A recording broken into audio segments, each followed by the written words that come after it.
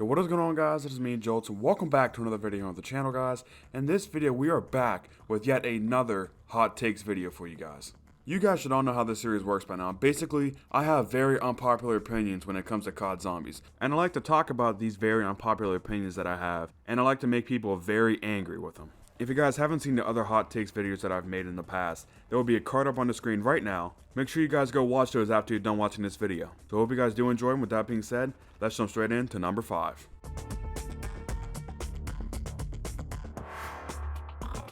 I mean, this one's just a no-brainer, really. I don't get why people like Afterlife so much. Afterlife is cool and all, but I just don't like the mechanics of it. I don't like how you go into Afterlife whenever you go down, and also I don't like the fact that you completely die if your Afterlife meter runs out. Like, yeah, it makes storyline sense, but just because it makes storyline sense doesn't make it good. And Beast Mode has fixed both of these problems. Not only do you not completely die if you run out of Beast Mode, but you also don't go into Beast Mode whenever you go down. That's one of the main reasons why people say mob is so easy, because if you play it right, you have infinite revives. It's not like classic zombies, and what I mean by that is, in classic zombies, you get 3 revives, and then you're done. Next time you go down, game over. For solo, that is. Obviously, it's different on co-op. But Mob of the Dead, you literally can have infinite revives. Considering the fact that you can hold up to 3 afterlife uses, and as long as you don't have 3 on you already, at the beginning of each round, you will get an extra afterlife use. I also like the fact that you can both teleport zombies away and kill zombies while you're in beast mode, but with Afterlife you can only teleport zombies away. I also like how you can grapple on top of stuff. I really like that idea in beast mode. I don't know, guys, maybe I feel like this because I'm a Shadow simp, but at the end of the day, I think that beast mode is a hell of a lot better than Afterlife.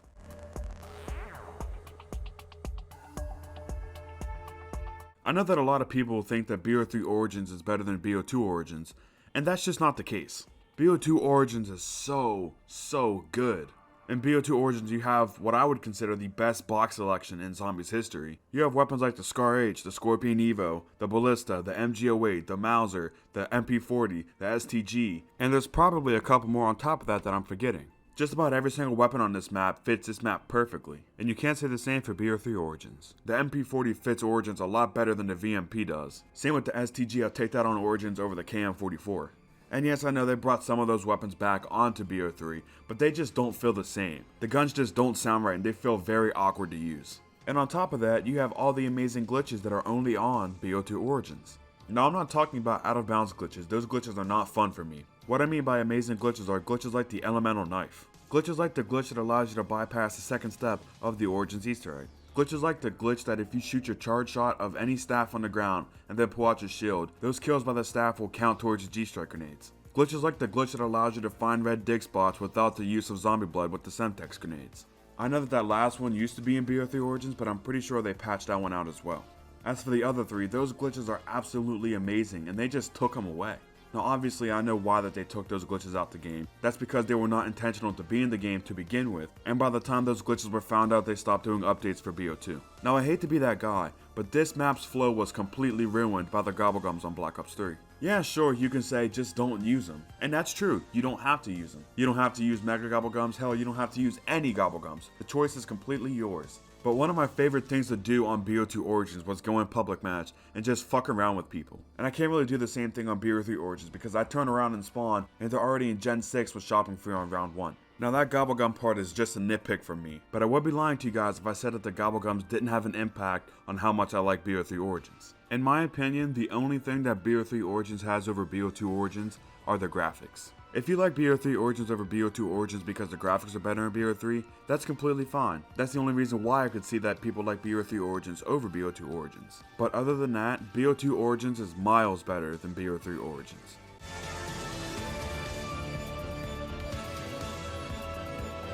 Every single time that I talk about Shadows of Evil being the best map of all time, people always gotta throw that little jab in. They always gotta say, oh, Shadows was horrible at launch, Shadows was broken at launch, Shadows was a clusterfuck at launch. And that's just not true. The biggest problem that people had with Shadows at launch were a couple things, but the biggest problem people had with Shadows at launch was a shared inventory. And unless you were playing public match, this was not a problem. But let's be honest real quick, who still plays public match? Sure, Shadows of Evil should have had shared inventory at launch, but the fact that it didn't doesn't make the map bad. Shadows of Evil's twin, Mob of the Dead, also did not have shared inventory. Another problem people had with Shadows of Evil at launch was the fact that you could get sprinters as early as round 3.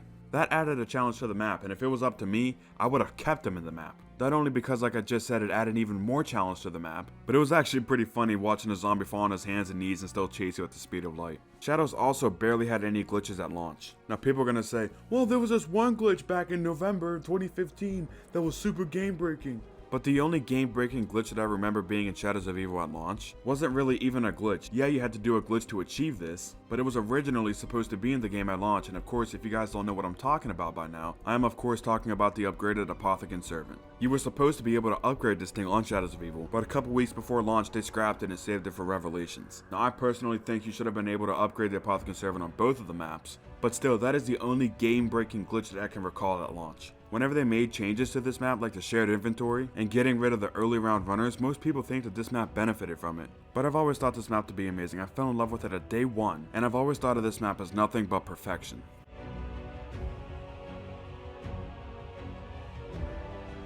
It's a damn shame that this is even a hot take to begin with, but 9 times out of 10 whenever I ask people what they think about IW zombies or World War II zombies or Exo zombies, they'll always say something along the lines of, I didn't play it because Treyarch didn't make it. And if I'm streaming, then people will be like, why are you playing this dog shit game? Only Treyarch makes good zombies. This can't be good. And I hate to break it to all of you, but you guys are just wrong. I'm gonna briefly talk about all of the non-Treyarch zombies games real quick. Starting off with Exo Zombies. Exo Zombies wasn't that bad, it was actually pretty fun. The EMZs are really annoying, the Easter egg steps couldn't make less sense. But other than that, it's a really solid game mode. IW Zombies was an absolute fucking banger. Zombies in Spaceland is easily a top 10 zombies map ever made. You can make the same argument for Raven and Redwoods. Challenge Shuffle is either a hit or miss, you either love this map or you hate this map. Attack of the Radioactive Thing is one of the most underrated zombies maps in history. And then you have the Beast from Beyond, which the Beast from Beyond is a flop, but it's not like this was a complete waste of a DLC though, because you needed to complete the Beast from Beyond Easter egg to not only unlock Director's Cut, but to also attempt the Super Easter egg boss fight. Speaking of which, the Super Easter egg boss fight, Mephistopheles, is the best boss fight that we have ever had in Zombies history, hands down, it is non-debatable. Now finally, World War II Zombies. World War II Zombies is a fairly average zombies game. The Final Wreck is a really good map, although it does not deserve all the praise that Johnny J gives it. Groston House is a really fun survival map. In my opinion, it's one of the best survival maps that we've ever had. The Darker Shore is once again like the Beast from Beyond, where you either love it or you hate it. The Shadow Throne is a really solid map, and it actually has more stuff to do than just kill zombies or the Easter egg. I respect the Tortured Path DLC so much, although I'm not a big fan of the whole 3 small maps for 1 DLC idea. You gotta appreciate what Cameron Dayton and his crew was trying to do with DLC 3. And honestly, I think that this idea could work in the future, but they just have to tweak a couple things. DLC 4 The Frozen Dawn is just a fairly average zombies map. As far as I'm aware, there's really nothing to do in this map besides just upgrade the wonder weapons, do the Easter egg, and do high rounds.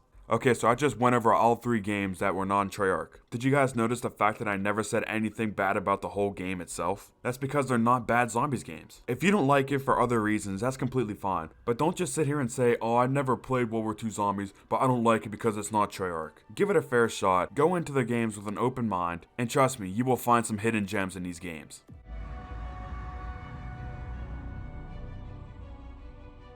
Okay, let me just start this off real quick just by saying I kind of clickbaited, but not really. See, I think Chaos is better than Aether. That's not clickbait.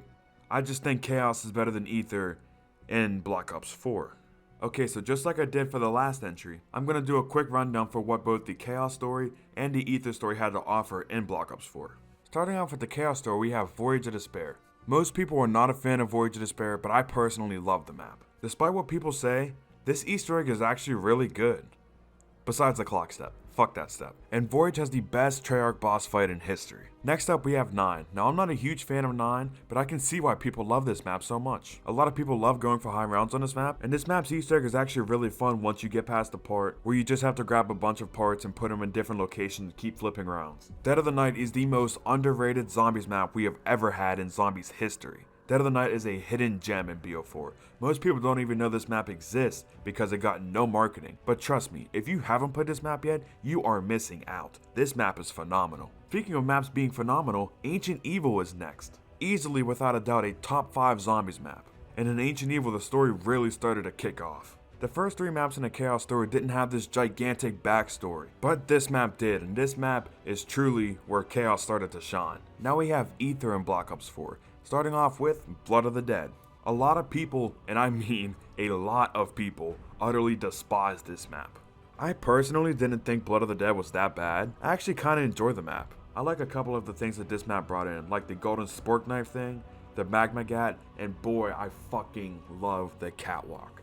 I really wish that they would do more super intense and super cinematic things like the catwalk on this map, but I have a feeling that this is just a one and done type thing. Next up is Classified. Now, I don't think that Classified is that good. I think 5 is miles better than Classified, but I'll take it for what it is, you know? It's definitely one of my least favorite bonus maps that we've ever had in Zombies, but overall it's a fairly average map and it can be fun at times. Alpha Omega is next, and once again, a lot of people did not like this map, but I actually really enjoyed this map. This map is in my top 10 favorite Zombies maps of all time. Now you might think I'm crazy for that, but to be completely honest, I don't care. I like the Elemental Mark IIs, I like the idea of the number pad, and there's like 50 different codes that all do different really cool things in the map. And last, but certainly least, if you guys know anything about me, you know I fucking despise Tagged or Toten. This map is horrible. This is the worst Zombies map I have ever played, and it's not even close. Every time I play this map, it feels like I'm playing a custom Zombies map on BO3, and the creator who made the map literally just got his hands on mod tools, and said, you know what, I'm gonna try and make a really cool map, and failed miserably. The only good thing about this map is the ending of the Aether storyline. Although, is that really the ending anymore since we had to fucking continue Aether and Cold War? Now that I summed up all the maps real quick, I'm gonna list off a couple more reasons why I think Chaos is a lot better than Aether and Black Ops 4. First off, the wonder weapons on Chaos are so fun to use and they're so creative. Everything from the Kraken, to the Death of Orion, to the Alistair's Annihilator, to all the different gauntlet hands on Ancient Evil. There's no such thing as a bad wonder weapon in Chaos. The only fun wonder weapons to use on Aether are the Magma Gat, the Elemental Mark II that has infinite ammo, and the Elemental Mark II that creates a big explosion when you shoot it.